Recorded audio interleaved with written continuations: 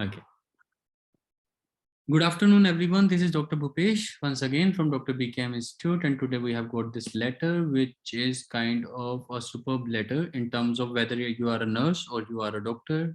It is important for both of you. So you are a charge nurse at the hospital where Mrs. Goldstein was admitted 3 days ago for the treatment of dislocated elbow. So the lady came to you with a dislocated elbow 3 days ago. Using the information, write a discharge letter to supervisor at Eventide Residential Aged Care. तो आपको letter लिखना है supervisor को. कहाँ के? Eventide Residential Aged Care के. For the discharge back into a permanent full time care. तो यहाँ पे जब discharge back word आ गया तो आपको समझ आना चाहिए. Discharge back. लेकिन कभी कभी प्लीज अंडरस्टैंड, कभी कभी ओईटी में ये बैकवर्ड नहीं दिया होगा, तो इसीलिए आपको कभी भी रिलक्टेंट नहीं हो ना किसी इन्फॉर्मेशन को पढ़ने में. तो कैसे पता लगेगा ये पेशेंट डिस्चार्ज बैक है या नहीं है? तो ध्यान से पढ़ो आप लेटर किसको लिख रहे हो. इवेंटाइड residential aged care.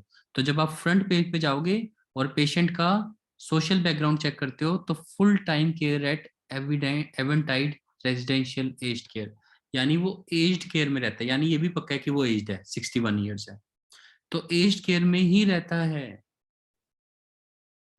Full time care लेता है वहां से.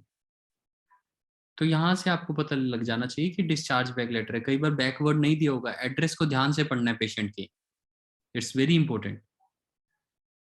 तो यानी जब डिस्चार्ज बैक लेटर होता है तो सोशल हिस्ट्री और मेडिकल हिस्ट्री की सिग्निफिकेंस नहीं रहती, क्योंकि उनको पहले से ही पता होता है. मेडिकल हिस्ट्री की वैल्यू नहीं रहती, प्रीवियस करियर की वैल्यू नहीं रहती. So you can write only important things which are very mandatory.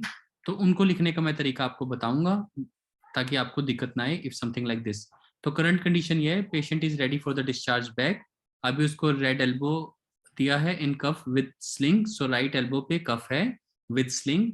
Healing slowly slowly हो रही है, स्किन इंटैक्ट है. तो ये सब चीजें दी हैं. तो मैं आपको इसका बस बेसिक बता देता हूँ इस लेटर का. वैसे ये बड़ा सिंपल लेटर है, but I will tell you the basic so that you do not face any problem. So doctors के केस में this kind of a letter is little less chances, but आ भी you never know, आ कुछ भी सकता है, क्योंकि उनको तो पेपर बनाना है ना, तो वो पेपर बना देंगे, उनका क्या जाता है. लेकिन हाँ, डॉक्टर्स के केस में ऐसा लेटर आ सकता है. मान लो कि आप डॉक्टर हो, सपोज एनीबडी लाइक ऑर्थोपेडिशियन. आपने एक पेशेंट को फ्रैक्चर ठीक किया, आपने एक पेशेंट का फ्रैक्चर ठीक किया और आप वापस पेशेंट को भेज रहे हो जीपी को, जो पेशेंट का अपना जीपी है. वहां पे पेशेंट के नाम के साथ दिया होगा, जैसे मिस होल्डन अगर नाम है तो मिस होल्डन जीपी ऐसा दिया होगा. तो ये जो पोस्ट ऑफिस है, इसका मतलब मिस होल्डन का जीपी, यानी कि ये उसी का जीपी है. तो आपको समझना है ये डिस्चार्ज बैक लेटर है. तो मैं आपको मतलब वही, अगर डिस्चार्ज बैक नहीं, रेफर्ड बैक लेटर है, ये मैं आपको सब डिफरेंस बता देता हूँ. लेकिन पहले मैं आपको बता रहा हूँ डॉक्टर्स के केस में. So this letter is being written regarding one of your patients. आपके पेशेंट्स में से एक पेशेंट है, वन ऑफ योर पेशेंट्स, तो हमेशा एस लगाना है. वन ऑफ योर पेशेंट्स, आपके बहुत सारे पेशेंट्स में से एक पेशेंट है, मिसेस वाई, जो भी नाम है, who was admitted to our hospital due to fracture. After surgery और operation is better, so he is being discharge. तो आपको मार्क्स किस चीज के मिल रहे हैं? कि वन ऑफ योर पेशेंट्स की, ये मेन वर्ड है, बाकी सब कुछ सिंपल. अब सेकंड मार्क्स मिलेंगे इस चीज के, being his GP, you are requested to provide him the required care after discharge. बस ये बात समझ आ गई तो आपको ओईटी की लेटर में कोई दिक्कत नहीं आएगी कभी भी, चाहे डॉक्टर्स हैं चाहे नर्सिस. नर्सिस के केस में भी सेम होगा लेटर, कोई फर्क नहीं होगा. इसे रेफर्ड बैक लेटर बोल रहा हूँ, इसे डिस्चार्ज बैक लेटर क्यों नहीं बोल रहा?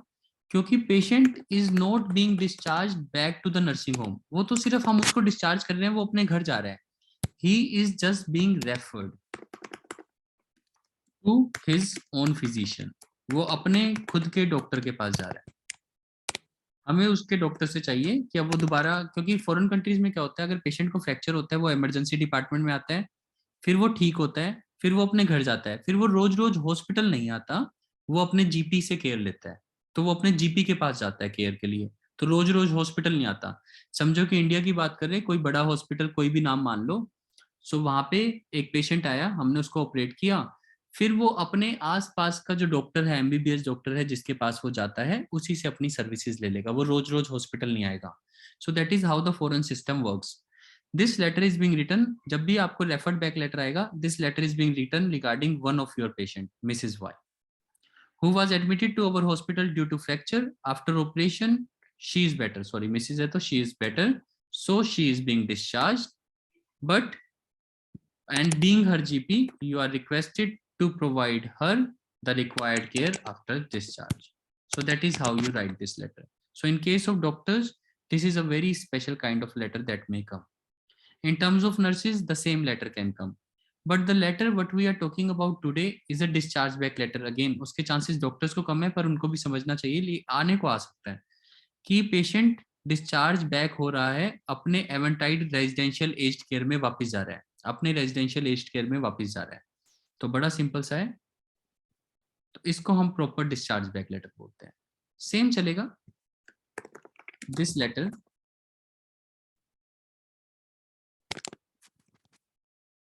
is being written regarding one of your patients की जगह residents, क्योंकि वो एज्ड केयर होम में रह रहे हैं तो वहां पे रेजिडेंट लोग रहते हैं। One of your residents mister X who was admitted to our hospital. Same, बाकी बातें सेम, कहानी बताओगे। First paragraph is about purpose, तो आप कहानी सुनाओगे, story will be cooked up like this, who was admitted to our hospital with dislocated elbow, इस problem के साथ आया था। सो आफ्टर ट्रीटमेंट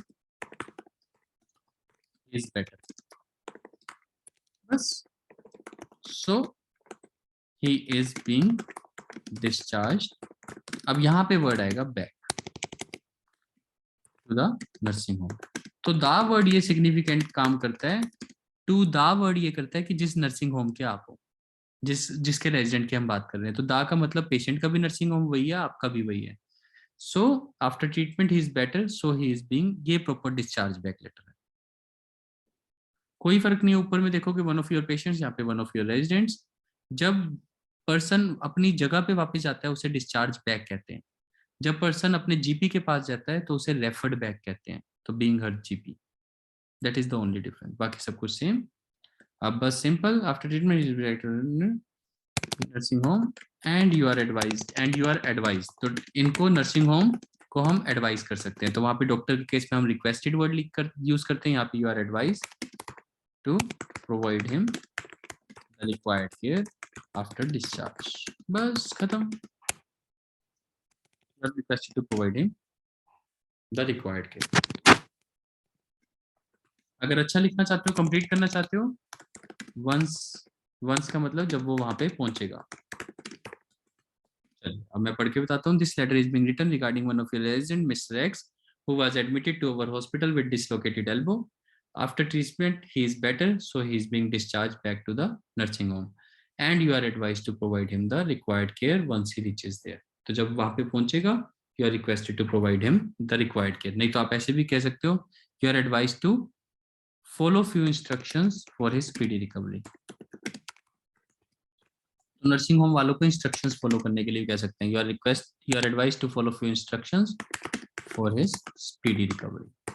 प्लीज इस वीडियो को बार बार देखना, this letter has high chances, हर एक पेपर को छोड़ के नेक्स्ट पेपर, हर ऑल्टरनेटिव पेपर डिस्चार्ज बैक या रेफर्ड बैक लेटर होता है।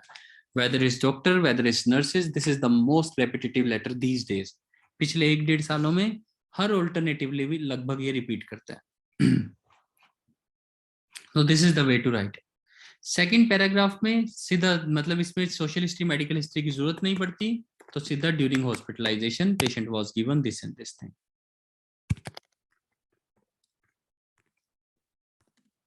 The patient was given this and this thing. लेकिन अगर आप थोड़ा अच्छा लिखना चाहते हो, अगर पेशेंट जैसे कि अब रेजिडेंट होम से ही आ रहा है, प्लीज ध्यान से सुनना, बोर मत होना। जैसे पेशेंट रेजिडेंट होम से आ रहा है तो आप ये लिख सकते हो, as you know when he was admitted He was having dislocated elbow. So plaster cast was applied. जो भी वहां पे दिया है, तो ऐसे आप रिलेट कर सकते हो, तो ये थोड़ा और अच्छा हो जाता है कि अगर आपको मेडिकल हिस्ट्री में कुछ इंपॉर्टेंट पॉइंट लग रहा है तो आप ऐसे कंबाइन कर सकते हो एज यू नो। बट एक बात ध्यान रखना है, एज यू नो वाला लाइन कभी सो के बिना खत्म नहीं होगा। जब तक कोमा और सो नहीं आएगा तब तक ये लाइन खत्म नहीं हो सकता, क्योंकि जैसा कि आप जानते हो कि जब वो एडमिट किया गया था passive voice, he was having dislocated elbow, so plaster cast was applied. So that is how you should write it. Please आज की स्पीकिंग की रिकॉर्डिंग को और आज की राइटिंग की रिकॉर्डिंग को 3-4 टाइम्स सुनना, एटलीस्ट 3 टाइम्स तो सुनना, ताकि हमें कोई प्रॉब्लम ना हो। आप सब आज में ही प्रिपेयर हो जाओ, don't wait for another month और the completion of month to become the best. आज ही 3 बार सुनो, आज ही बेस्ट बन जाओ। That is the best part of OET. इतना छोटा ही है ओईटी, समझने की बात है। It's all about understanding. This is Dr. Bhupesh from Dr. BKM Institute. Our contact number is 76967 34256. और अब I will take your doubts. Thank you.